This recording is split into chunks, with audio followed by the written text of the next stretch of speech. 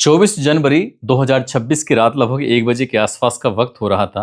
आगरा में एक एतमादुल्ला जगह लगती है, उसी के अंतर्गत आने वाला जवाहर ओवर ब्रिज है। यहाँ पर एक स्कूटर सवार अपनी रफ्तार पर जा रहा था। अचानक ही उसकी स्कूटर की जो रफ्तार थी वो इसलिए रुक जाती थम जाती है कि उसके पायदान पर कुछ सामान रखा हुआ था। एक बोरी रखी हुई थी और वो बोरी चलते हुए फिसल जाती है। उसके बाद अपनी स्कूटी को वो पास में साइड में लगाता है और साइड में लगाने के बाद उस बोरी को उठाने की कोशिश कर रहा था। उस बोरी को उठाने के बाद अब वो अपनी स्कूटर पर नहीं रखना चाहता था, बल्कि जो पुल है, ओवर ब्रिज है, उससे वो नीचे फेंकना चाहता था। लेकिन उस पर रेलिंग लगी हुई थी और रेलिंग थोड़ी सी ऊंची होती है। हालांकि उसने पूरी कोशिश की उसको उठाने की, लेकिन वजन ज्यादा था, इसलिए उठा नहीं पाता। इसी बीच में एक वाहन गुजर रहा था। वाहन जिससे गुजर रहा था उस व्यक्ति ने रुककर पूछा कि भाई साहब, क्या मैं आपकी कुछ मदद कर सकता हूँ? बस इतना था। उसके हाथ पर बोरी रखी हुई है, सामने वाला ये पूछ रहा है। इससे पहले कि वो कुछ और बात कहता, वो तुरंत ही बोरी को जमीन पर फेंकता है और फेंकने के बाद वहां से भाग जाता है। बस इतना था। भागने के बाद ये बात पुलिस तक पहुंच जाती है। जब बात पुलिस तक पहुंचती है, पुलिस ने उस बोरी को जब खोल कर देखा तो उसमें एक सरकटी लाश रखी हुई थी, और वो भी बिना कपड़ों के। इस घटना ने पूरे आगरा में सनसनी फैला दी, लोगों को सोचने पर मजबूर कर दिया। आदाब, नमस्कार, सत श्री अकाल। मैं उस्मान सैफी। आज की जो सच्ची घटना मैं आपको सुनाने जा रहा हूँ, ये सच्ची घटना है उत्तर प्रदेश के आगरा का। एक थाना लगता है ट्रांस यमुना, और ट्रांस यमुना क्षेत्र का एक इलाका है टेढ़ी बगिया पार्वती कॉलोनी, गली नंबर 4। यहाँ रेलवे से रिटायर्ड एक व्यक्ति जिनका नाम अशोक शर्मा है। अशोक शर्मा की जो तीसरे नंबर की बेटी है, दरअसल वो 23 जनवरी 2026 की दोपहर लगभग 2 बजे के आसपास अपनी माँ से ये कहते हुए निकली थी कि छोटे भाई की शादी के कार्ड हैं, 6 फरवरी को शादी होने वाली है। तो वो कार्ड लेकर घर से निकली थी, ये कहते हुए कि मैं इनको कुरियर करने के लिए जा रही हूँ और थोड़ी देर में अभी आ जाऊंगी। बस वो बेटी घर से निकल जाती है, लेकिन धीरे धीरे करके वक्त ऐसे आगे बढ़ रहा था और रात 8 बज जाते हैं, लेकिन उस बेटी का कहीं अता पता नहीं चलता है। घर वाले थोड़े परेशान हो जाते हैं। उसकी माँ ने अपने पति से कहा कि जो बेटी है वो घर से निकली हुई थी, अभी अब वापस लौट कर नहीं आई। वो कह रही थी कि मैं बस कार्ड को कुरियर करके आती हूँ, और उसके बावजूद भी कहीं उसका अता पता नहीं है। एक बार उससे बातचीत करके तो देखो। जैसे इन्होंने अपनी बेटी, जिसका नाम मिंकी शर्मा होता है, उम्र जिसकी लगभग 25 साल के आसपास होती है, उसको फोन करते हैं तो उसका नंबर बंद आ रहा था। जैसे नंबर बंद आता है तो जो लड़की के पिता हैं, जिनका नाम अशोक शर्मा है, उनकी मुश्किलें बढ़ जाती हैं। वो सोचने पर मजबूर हो जाते हैं कि आखिरकार बेटी कहाँ गई। कभी इससे पहले नहीं हुआ कि उसका नंबर स्विच ऑफ हुआ। इसके बाद जिस जिसकी वो लड़की संपर्क में होती है, वहाँ वहाँ पर फ़ोन किए जाते हैं, उनसे बातचीत की जाती है। वो अपने बेटे दीपक शर्मा को साथ लेते हैं, साथ ही आस-पास के 1-2 लोग और होते हैं और रिश्तेदार भी होते हैं, और वो बेटी को ढूँढने के लिए निकल जाते हैं। सबसे पहले उनका ठिकाना था जहाँ लड़की वो नौकरी करती थी, जॉब जॉब करती थी। वो एचआर मैनेजर होती है। संजय पैलेस में मारुति प्लाज़ा है। मारुति प्लाज़ा की 6वीं मंजिल पर एक ऑफिस है जिसका नाम दिविशा टेक्नोलॉजी है। वहाँ पर वो एचआर मैनेजर होती है।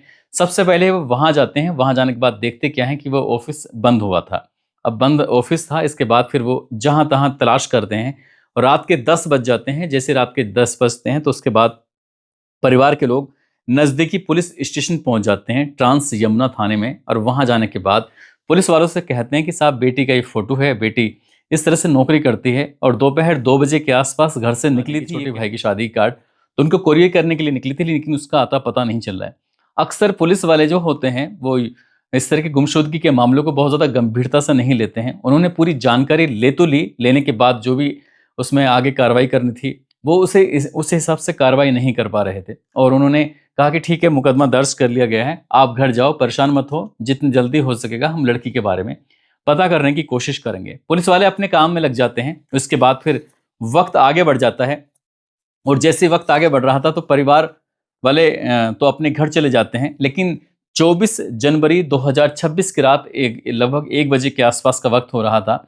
पुलिस कंट्रोल रूम 112 नंबर पर फोन पहुंचता है कि एतमादुल्ला थाना क्षेत्र का जवाहर पुल के पास एक बोरी पड़ी है और बोरी में कुछ संदिग्ध सामान पड़ा हुआ है, आपको जितनी जल्दी हो सके उतनी जल्दी आ जाइए।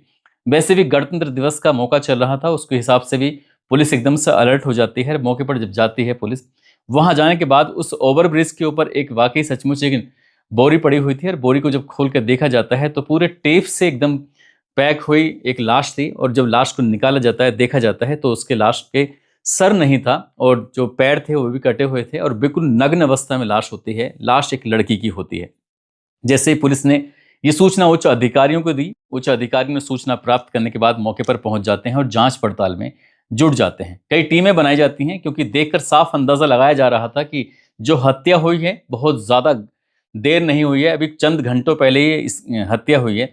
लाश को कब्जे में लेकर पोस्टमार्टम के लिए भेजा जाता है। उसके बाद फिर जितने भी थाने होते हैं, हर थाने में ये सूचना दी जाती है कि आपके आसपास में कहीं भी कोई गुमशुदगी का कोई मामला दर्ज हो तो जल्दी से हमें सूचना दीजिए। इसके बाद फिर सूचना आती है, लगभग 10 लड़कियों के गायब होने की सूचना मिलती है।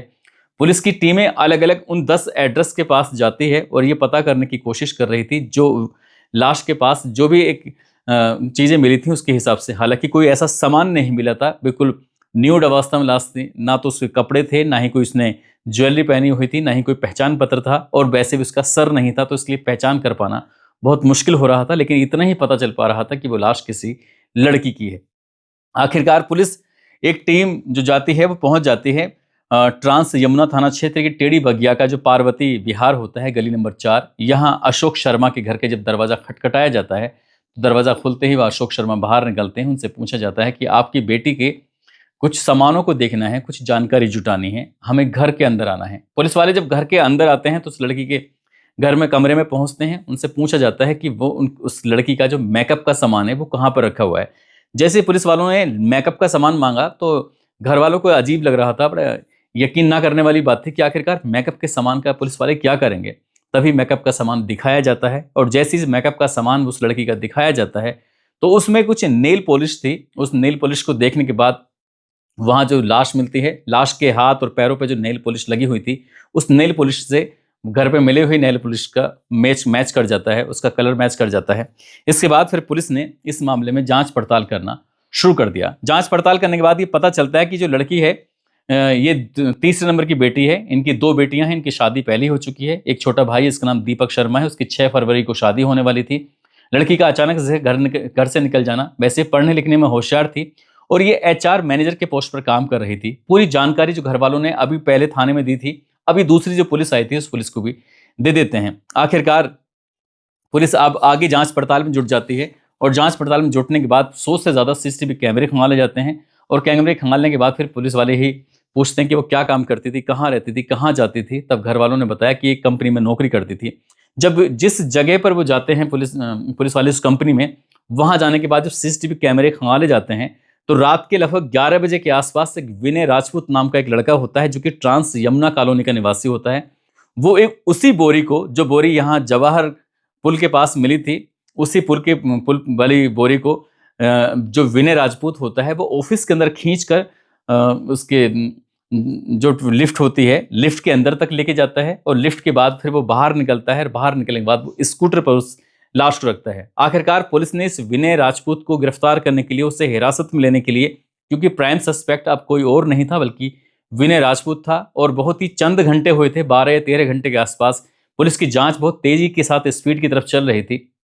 आखिरकार 24 जनवरी 2026 की शाम को इस लड़के को यानी कि विनय राजपूत को गिरफ्तार कर लिया जाता है मंडी थाना मंडी की तरफ से। मंडी में वहां से गिरफ्तार किया जाता है। गिरफ्तार करने के बाद जब उससे पूछताछ की जाती है तो वो चौंकाने वाली बात बताना शुरू कर देता है। वो कहता है कि साहब, करीब करीब 2 साल से हम दोनों एक दूसरे को बेइंतहा प्यार करते थे, एक दूसरे से के साथ जीने मरने की कसमें खाई थी, खूब सारी बातें किया करते थे, खूब सारे घूमा करते थे और जगह जगह जाकर होटल पे खाना भी खाया करते थे और फैसला कर लिया था कि दोनों शादी करेंगे, साथ रहेंगे, साथ जिएंगे। हालांकि जो लड़की होती है वो ब्राह्मण समाज से होती है और जो लड़का होता है वो राजपूत समाज से होता है।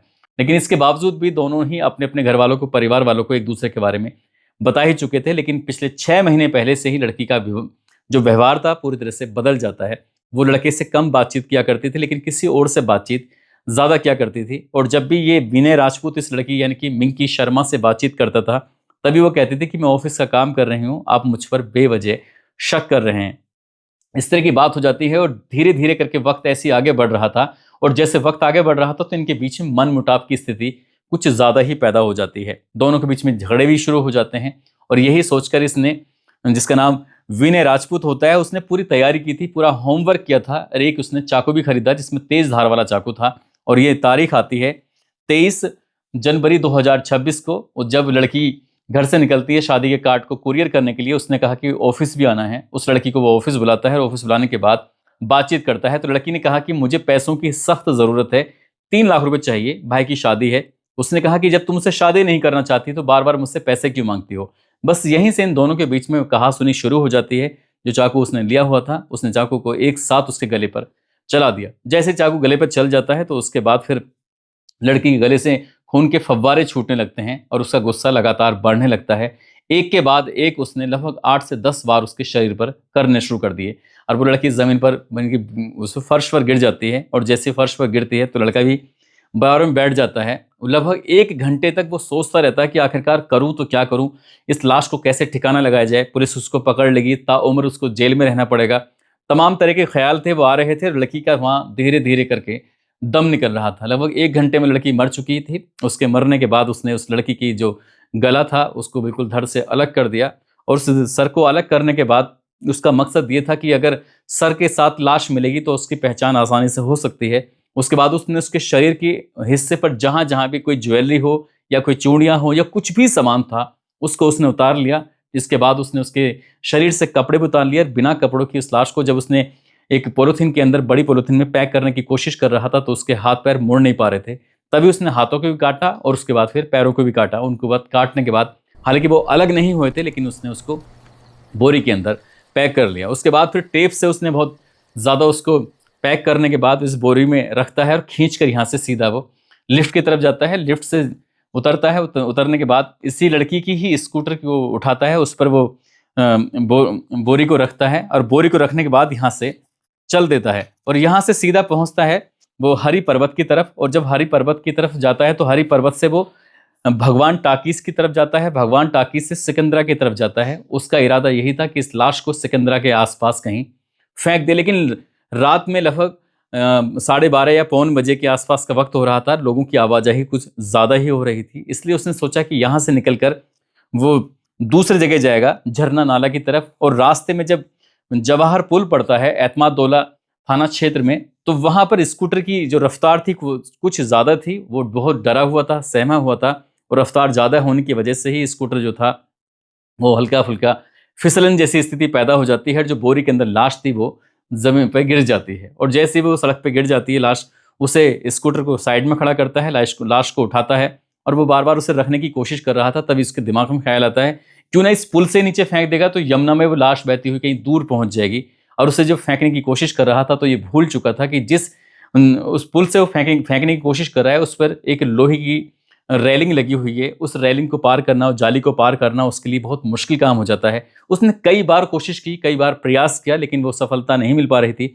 हालाँकि इस बीच में अभी तक कोई वाहन नहीं गुज़रा था और अचानक ही एक वाहन आ जाता है और वाहन वाले ने वाहन रोका। उससे पूछा कि भाई साहब, मैं आपकी कुछ मदद कर सकता हूँ?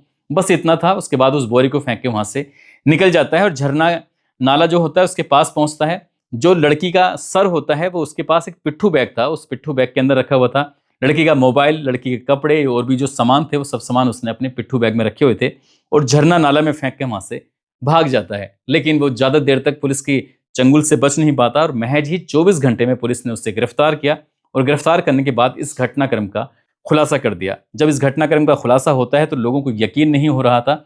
जब उससे पूछा जाता है तो वो बताता है कि उसने बहुत ज़्यादा होमवर्क किया हुआ था। उसने दृश्यम फिल्म को एक बार नहीं कई बार देखा। उसने क्राइम पेट्रोल देखे, कई ऐसी सीरीज देखी और सीरीज देखने के बाद भी उसने पूरी तरह से होमवर्क किया हुआ था कि कत्ल करने के बाद लाश को ठिकाने लगा देगा। लेकिन उसका होमवर्क काम नहीं आता और 24 घंटे में ही इस घटनाक्रम का खुलासा हो जाता है। पुलिस ने उसे गिरफ्तार करने के बाद जेल भेज दिया।